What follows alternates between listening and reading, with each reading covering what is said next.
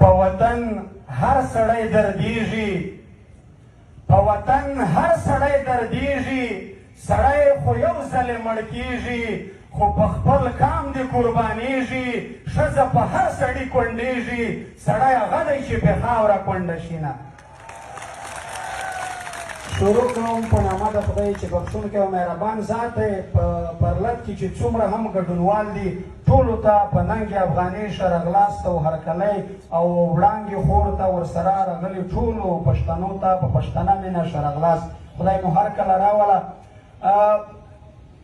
موږ زه خو دومره شاعر نه یم، خو بیا ما د خپل سوچ مطابق چې څه مې په وس او په ذهن کې راځي هغه کوشش کوم چې د خپل کام دغه درد او د کام د یووالي دپاره دغه توري دا لفظونه وکاروم.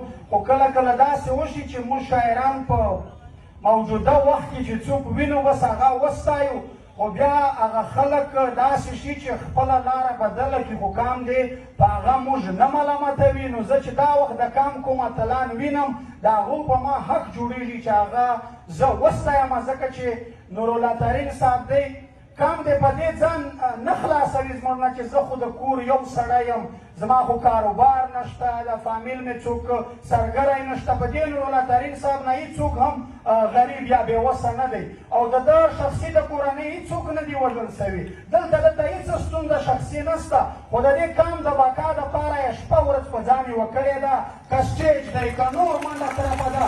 باید داسې اتلان په ژوند وستایو. وایي د خپل ژوبلي ولس غم دی در سره ترینه، د خپل ژوبلي ولس غم دی در سره ترینه، خدای دې ژوندی لره ښاغلی نورالله ترینه. او دا نن چې در پرست دی، دا نن چې در په در دی خوار ولس تا من غواړي، لکه ملنګ نن در په در ولس تا من غواړي، وخت به راځي وی به د دې ولس باچا ترینه. او صرف دا نه چې ګیله من دې په غزلو ستایم، صرف دا نه چې ګیله من دې په غزلو ستایم، در باندې ویاړي لره بره پښتونخوا ترینه. خو باید چې دی په خپل عزم کلک شي. هسې نه سبا ما په دې اوس وخت کې ځینې شعرونه ویلي دي، اوس چې مخې ته راځي لږ لږ د خپلو شعرونو نه بیا سړی خفه شي. بهرحال وایي په کیسو نه شي په تلي به ورته ږدو سرونه، په کیسو نه شي په تلي به ورته ږدو سرونه، د غلامۍ له غړوندو چې خلاصوو سرونه.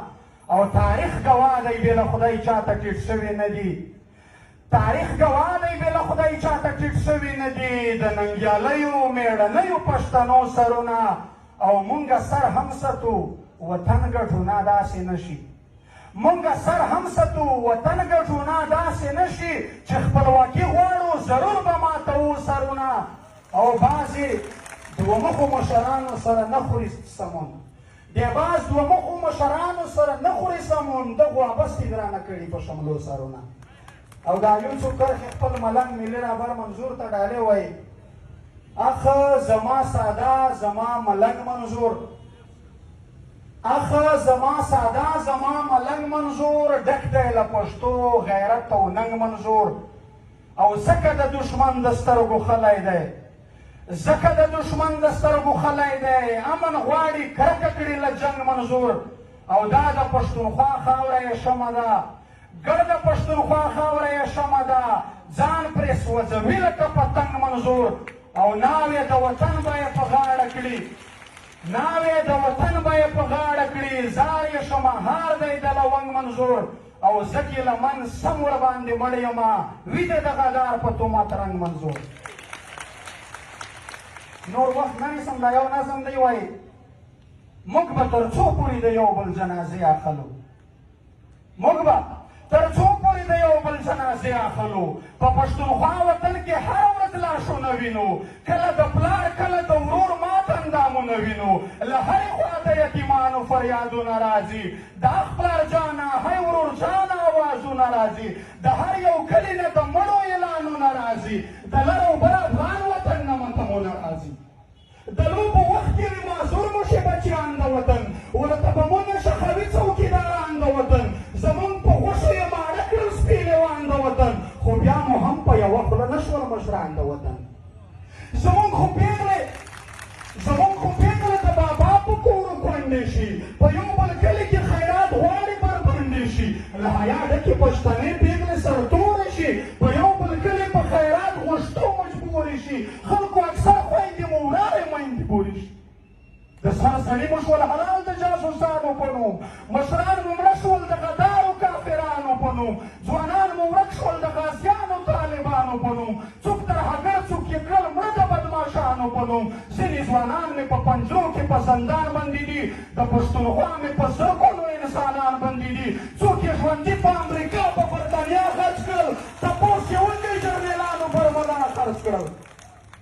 کلي کورونه بازارونه راته ړنګ کړل پنجاب، ټول مارکېټونه بلډینګونه راته ړنګ کړل پنجاب، ګرده ښوونځي لیسې او مکتبونه راته ړنګ کړل پنجاب، ټول تاریخي خوندي ځایونه راته ړنګ کړل پنجاب. ګرده نړۍ کې یې په نوم د ترهګر بدنام کړو، استاد شاګرد ملا عمي هم یې کم ستر بدنام کړو. زمونږ په وینو یې خپل ځان ته بلډینګونه جوړ کړل، ځان ته یې کوس په تور پنجاب کې محلونه جوړ کړل. 83 کاله شي غلام یې له پښتون جوړ کړی، د منډیې د خرڅ نیلام یې له پښتون جوړ کړی. مونږ یې بس تش د ملک په نوم په لا اله غلط یو، مونږ پښتانه یې په د شنه سپینه جنډا غلط یو، څوک یې په پاک سرزمین څوک یې په ملا غلط یو، دغه دوه مخې ریاست مونږ په بیا غلط یو. خو نور خو بس دی پښتنو ځانونه وپېژنئ، یا د غفلت په خوبودو ځانونه وپېژنئ، ای میړنو ای ننګیانو ځانونه وپېژنئ.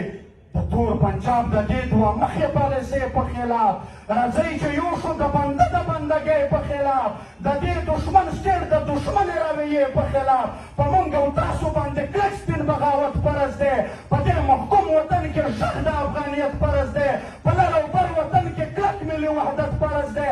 دا کار په موږ لکه 5 وخته عبادت فرض دی. له دې غلام ابن غلام نه ازادي اخلو، راځئ د سر و مال په بیه خپلواکي اخلو. د غلامۍ له ژونده 100 ځله بهتر دی مرګی، د ازادۍ د ننګ په لار کې معتبره دی مرګی. راځئ دې کار ته اول خپله ګیله من تیار یم، سبا ته هم نه ایسارېږم، دا دی نن تیار یم. ځئ په لاسو کې د خپلواک وطن جنډې اخلو، مونږ به تر څو پورې د یو بل جنازې اخلو، مونږ به تر څو پورې د یو بل جنازې اخلو. مننه له توجه. ډېره مننه ګیله من. اوس